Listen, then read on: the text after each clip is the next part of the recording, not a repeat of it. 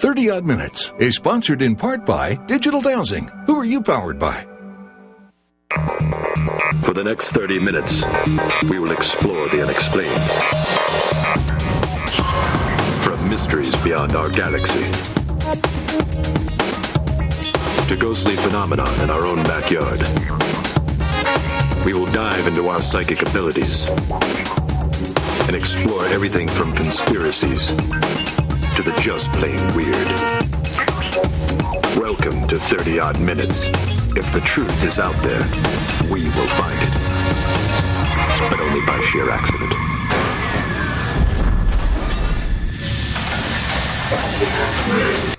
Yay! All right.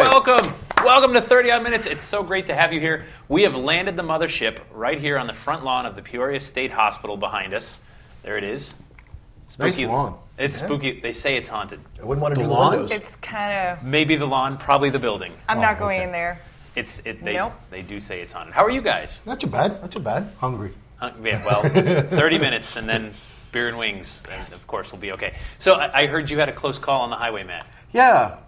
Texting and driving, not a good idea. You shouldn't have been texting. It wasn't me. You It should was sign the guy that in- pledge that Oprah made everybody sign. Oh, No the other texting guy. and driving. You know what?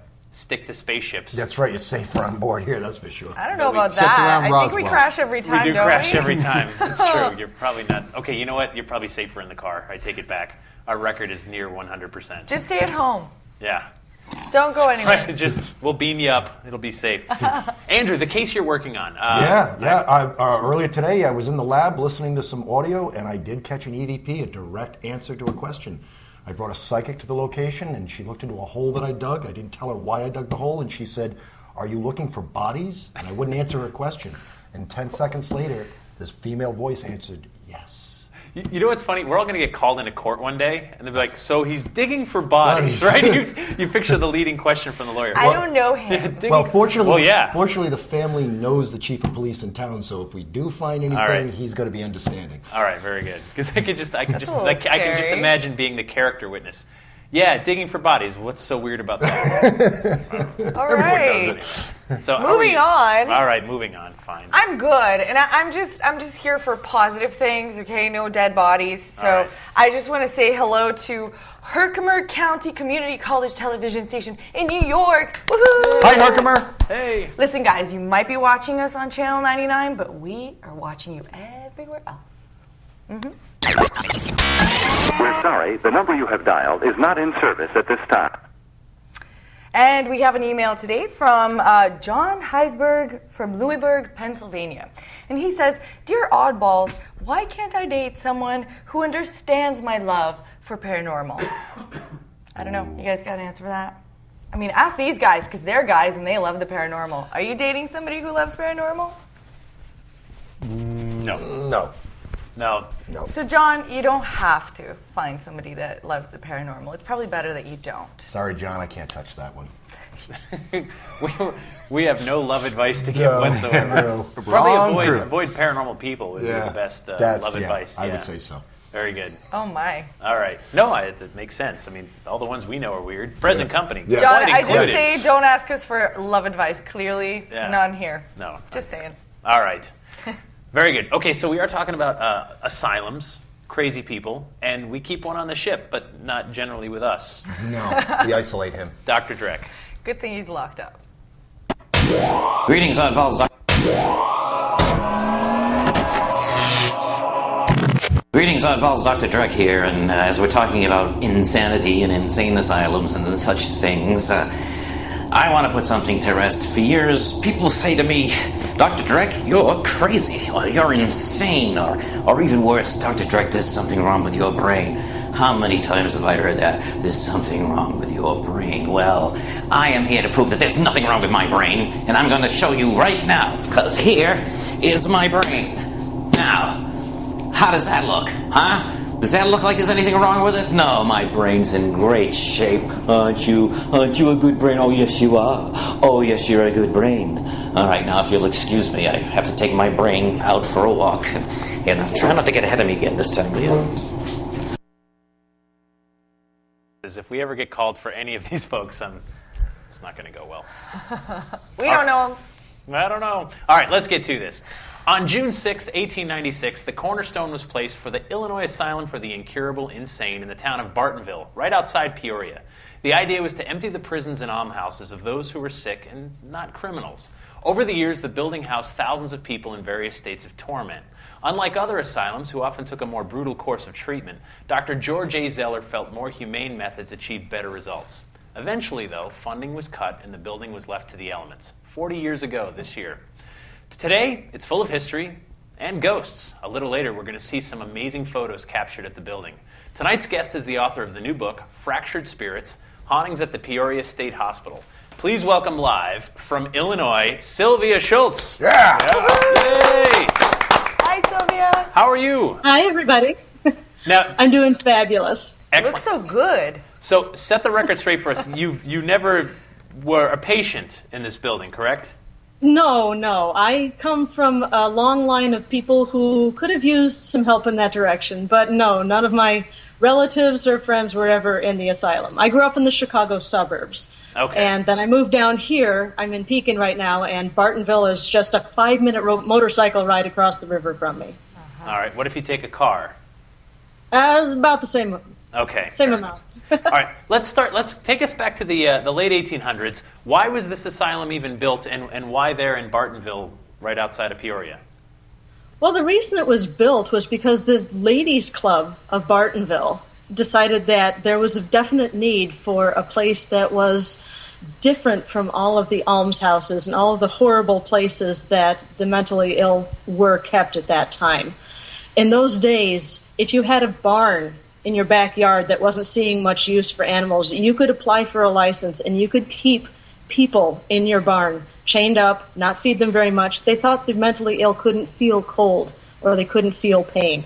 So the Women's Club in Bartonville put together some money and donated the land and had the place built.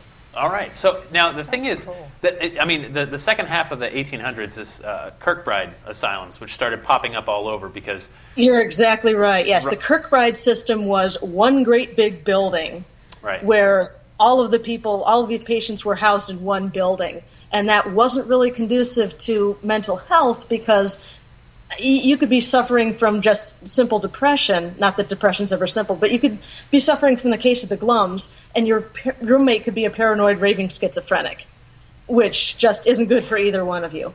So the difference between the Peoria State Hospital and the Kirkbride plan is Peoria State Hospital is built on the cottage system.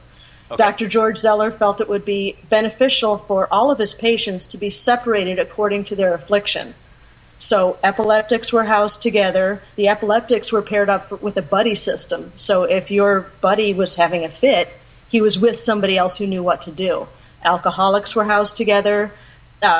Veterans with suffering from PTSD were housed together. It was a much better system than the Kirkbride system. Interesting. Now, so many of these asylums, and I've looked at a lot of them over the years, just doing what you do.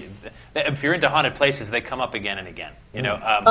They're ripe for hauntings. And part of that is obvious, right? I mean, you've got people that are going through some anguish, whatever it is, whether they're dealing with their demons of alcoholism or schizophrenia or who knows what else.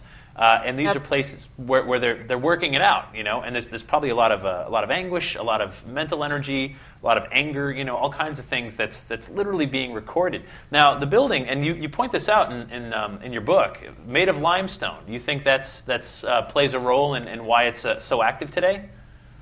That is one of the reasons that the Peoria State Hospital campus is so active paranormally. Mm-hmm. The hilltop is kind of a perfect storm of places that will cause things that will cause a place to be haunted. The limestone is one. The entire hilltop is sort of built on limestone. The Bowen building behind you guys is built with limestone from the oldest quarry in the United States. There's a lot of running water on the hilltop. It's just 100 of yards away from the longest river in Illinois, the Illinois River. Mm-hmm. There's just all sorts of things that are coming together to make the Peoria State Hospital an incredibly haunted place. Now, as far as some of the treatment methods that were used, at one point, ice pick lobotomies, which sound completely barbaric by today's standards, were pretty standard, protocol for some of these asylums. Cold water treatments, electroshock therapy. Again, it was cutting edge at one point, even though today it seems like torture. Was, yes. Were things like that done at Bartonville? Sad to say, yes, but I'm going to temper that with the fact that the treatments that were going on in Bartonville were done as gently and humanely as possible, and they were done with the care of the patient in mind. Right. The electroshock therapy was administered, but the patients were put into something called an insulin coma first, so that they didn't suffer through the convulsions and the broken bones that could often happen with electroshock therapy. There were some lobotomies performed on the hilltop. I think there were 20-odd lobotomies done on the hilltop. And we think it's a barbaric practice. However, Dr. Zeller's philosophy was such that he wanted the gentlest care for his patients. He was very interested in having women as the caretakers. He felt that the gentle touch of a woman would be much more beneficial to a patient rather than some burly, big male attendant. So if you have a 6.5-foot tall raving lunatic that could be violent, he could be a rapist, something like that, and you perform the lobotomy procedure on him, he turns into a docile person with the mind of a third grader. Right. And that's you can take him by the elbow and you can lead him wherever you want to, and you can help him better. And it sounds awful. It really does. Sure. But you can help him more easily than if he's raving and violent.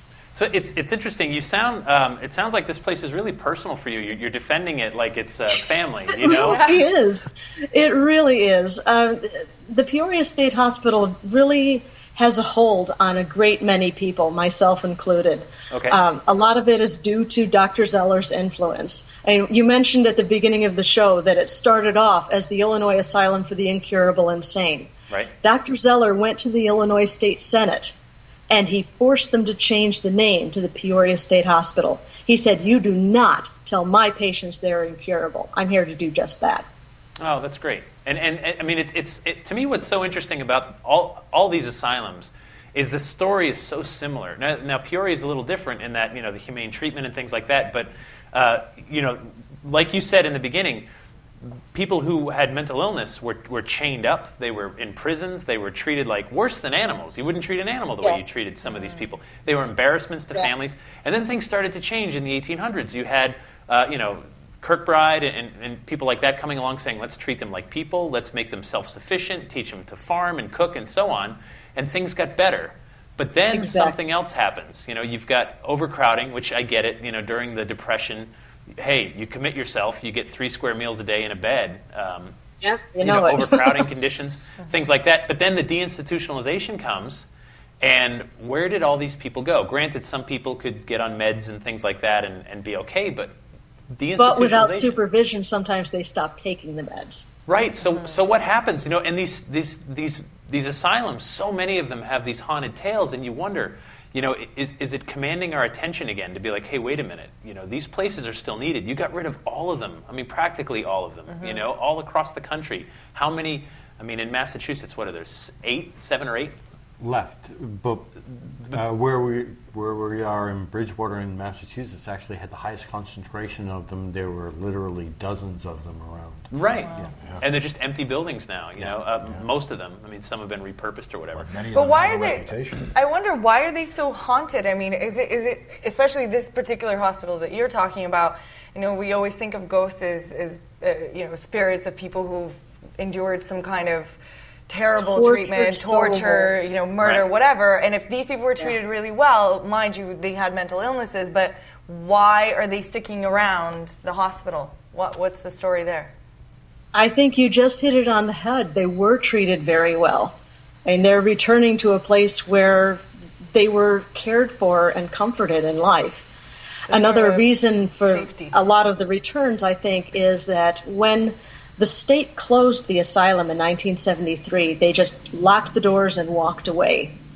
The cottages were left just as they were. Beds were made but no longer slept in. The dishes were still in the cabinets. All the patients' belongings were still there. And I think a lot of the reason for the hauntings at the Peoria State Hospital is the fact that all their stuff was still there. Right.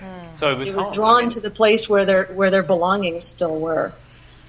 It makes some sense. Okay, Sylvia, hang in there for a second. We got to take a break for the news. And when we come back, we're going to see some of the evidence, hear some of the stories, check out some EVP. You guys got to check this out. It's pretty amazing, some of these photos. Really cool. We'll be back right after the news.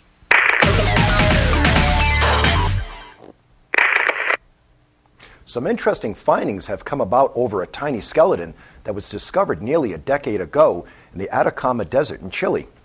The mummified remains measure only 6 inches in length, and its skull is strangely misshapen. This discovery is believed by many to be proof of an extraterrestrial presence here on planet Earth, and it is the subject of a recently released documentary called Sirius.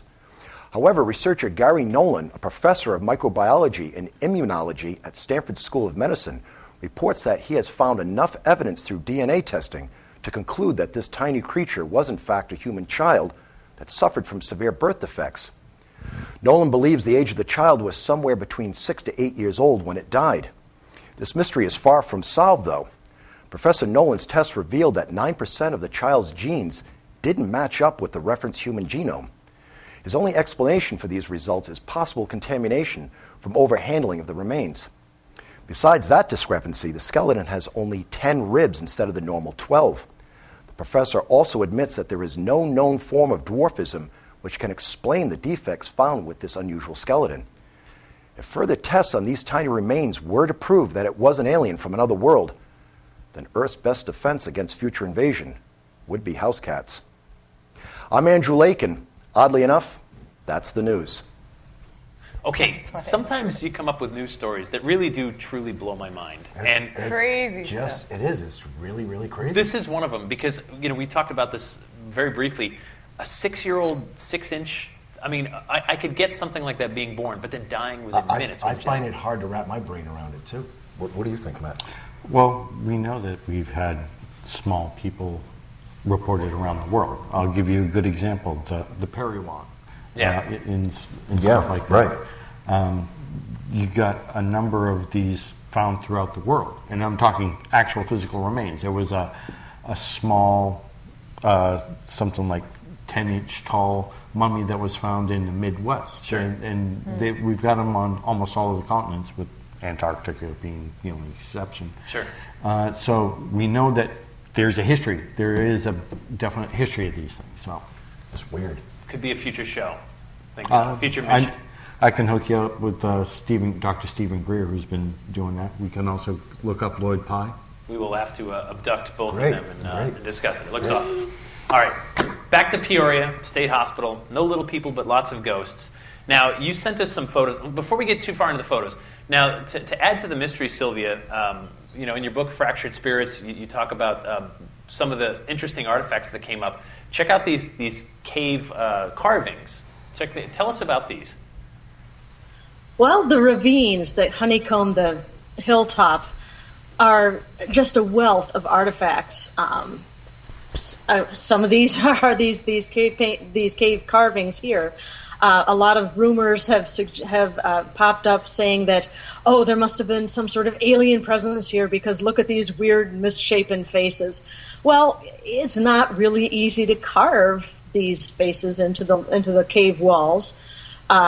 It was just simply done by workers on their break that were kind of bored. There are pictures that I didn't send in, but that are available on the Fractured Spirits fan page on Facebook. Right. There's an Indian chief with full feathered headdress. There's an adorable little carving of a squirrel and an owl. You can see the owl just on the left side of this picture.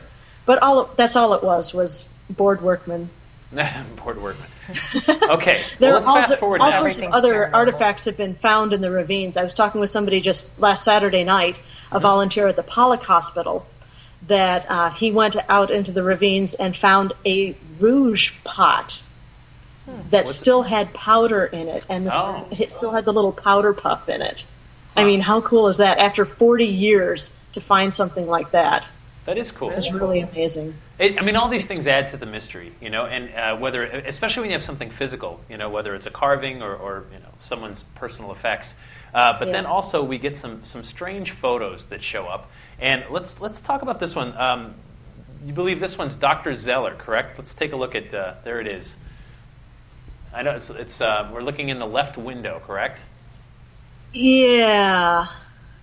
I'm trying to figure out. On my monitor, it's not showing up all that well. It's probably the ion storm. Well, yeah. One of the investigators out at the Bowen building captured the photograph of what looks like Dr. Zeller peering out of the window. And so, I mean, I know these weird photos show up, and we've got one here in a second that'll blow everyone away. So this one, though, now this one, I know it's tough for you to see, Sylvia, but if we're looking in the top windows there, it looks almost like top left window. This is the child photograph I sent you, isn't it? Yep. Okay. So we're going to talk about a really cool EVP later on. And the same night that EVP was captured, there were bunches and bunches of people out at the Bowen building moving around outside. We couldn't go inside the building because of the asbestos, but that's been taken care of by now. So we were all outside the building, and somebody took a picture and came over to me because took a picture on their cell phone, came over to me and said, "Oh my gosh, you have to see this, you have to see this." So I looked at it and I puzzled over it for a few moments until I realized what I was seeing, and then I just burst out laughing because it's one of the funniest ghost photos I've ever seen. It looks to me like there's a child hanging out of the window, and you can see the top of its head and its shoulders and its hands clutching the window frame, and it looks like they're looking out at the window at all the funny people on the ground below. That's how I interpret it. Huh. Interesting. Huh. You don't see that. I don't even see a period. All right. Sorry. No, that's that okay. That was kind of faint. But this next picture will absolutely blow your mind. But there's the other one, which is really spooky, I think. Right. Is that next? We're going to get to that in a second. But first, let's talk about this EVP. Set this up for us. You said this was the same night. Set it up for us, and then we'll play it. We'll play it twice so people can hear it. Okay. The same night, the evening on which this was captured was an October evening a couple years ago.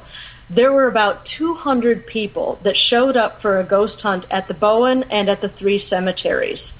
And at the same weekend, was the first haunted house put on by the Pollock Hospital, which is about a block away. It was their first haunted infirmary. And so that little corner of Bartonville was just crawling with people. At the point this EVP was captured, I had just had my recorder going, and I was talking with 2 other women at the back of the Bowen building. It was just the 3 of us talking until I played the recorder back and realized it wasn't just the 3 of us. We weren't alone. All right, let's take a listen. This is what I paid you for.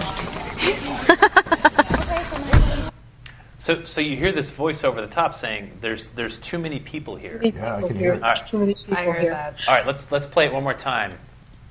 This is what I paid you for. Right in the What is it beginning, about? right? A man's voice. There's Yeah. too many people here, right in the beginning. Did you discover it that night, or did you listen to this weeks later? I listened to it a couple days later, yeah, and my jaw just hit the table. I had no idea it was on there. It was wonderful. I felt so bad for the guy. I pictured this guy just wringing his hands in desperation, going, "There's too many people here." Now, The neat thing about the Peoria State Hospital is that investigators can experience phenomena through all of their senses. right. I mean, there's so many buildings there that you can explore. There were 65 buildings originally. 13 of those buildings are left. The Bowen building behind you and the Pollock Hospital about a block away are the only 2 that are kind of in the same state they were when the hospital was open. Question. Yeah, go ahead. All their senses? What are you doing Yes. tasting ghosts? Yes, at the Pollock Hospital, the TB ward, TB causes lesions on the lungs, and when you cough, those lesions rupture and you cough out blood.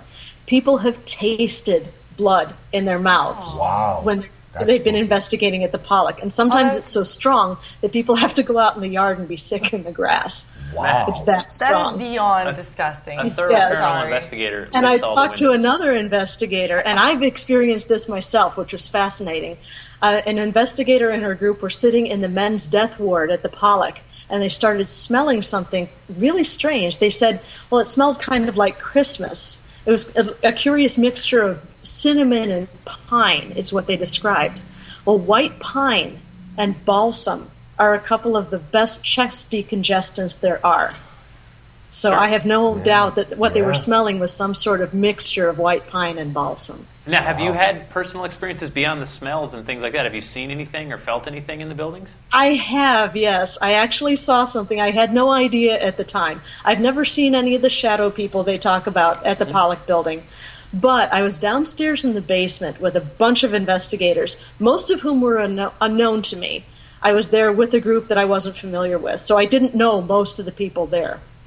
So we went down into the basement, which was the morgue, which is one of the most active parts of the Pollock building. Right. There was a group already down there, so we said, okay, we'll go somewhere else in the building. So I've got this thing where I really don't like being the last one out of a dark room that I know is haunted. So I made sure that I was not the last one of the group up the stairs. There was somebody behind me. It was a girl with long blonde hair, straight hair, and she was wearing this blue puffy ski jacket. It was the beginning of April, so it was kind of chilly. So I got to the top of the stairs, and at the basement stairs, the basement door is this big, heavy metal door. So I stopped, and I held the door for her. And there wasn't anybody there. You're kidding. What do you make of that? I mean, were you scared? Did you run? What happened? I was kind of disconcerted. I wasn't really scared. It knocked me back a couple steps. I couldn't believe it had actually happened to me. I've never seen anything before, and then to have something so clear, so convincing that I actually held the door for her was cool. Really quite astounding. Very cool. All right, really cool. That's all right, really we got to get to this photo. This blew me away, and I want everyone to take a look at it. Let's bring this up. This was taken September 27th, 2008 by Trent Jeffries. Now, what you're seeing on the right side is a big blow-up of the window on the left side. I mean, clear as day, that's a human figure. Well, I mean, what do you make of this? Please. Well, the Bowen building functioned for a lot of its history as the nurses' living quarters and the nurses' college. It was the finest nurses' college in the country for many, many years. And I am just absolutely tickled that this amateur photographer happened to catch a picture of what looks to me like one of their nurses. That really is amazing. I mean, in 2008, this is a little bit before the time of smartphones with the ghost apps and things like that. And what's so hard, whenever you look at any photo, right, you have to say, okay, could someone be photoshopping this or whatever? Yeah, okay, that's always a possibility. But man, sometimes you're the photographer. Like you've showed us some photos, Andrew, where you say well, I know I didn't fake it, and I was holding the camera, Matt, doesn't that remind you of the one at Lizzie Borden that the amateur photographer took of the woman in the window? 15-year-old girl, just snapping it around on a school thing, and lo and behold, that's where you get that. Matt and I practically interrogated her. We're convinced she was telling us the God's honest truth. She didn't find it for a year. If somebody's going to fake something, they're not going to wait a whole year, right? To come forward with it. She was checking out her pictures and went, right, that's it. This is the most convincing. The guy who took this picture let his 5-year-old take it to school for show and tell. I love it. I think that's awesome. Sylvia, we are right up against the end of the show. We have to take the ship off and get back into hyperspace. The name of the book is called Fractured you can leave Spirits. Me here. All right, fine. I know. Fractured Spirits, Hauntings at the Peoria State Hospital by Sylvia Shults. We'll, of course, have links to your site from ours and ways to buy the book. Guys, haunted? I want to go check it out. Yeah, exactly. I'm not going to check it out. I will stay this far. We're on our way. Till next time, I'd like to mention that there's a Facebook page.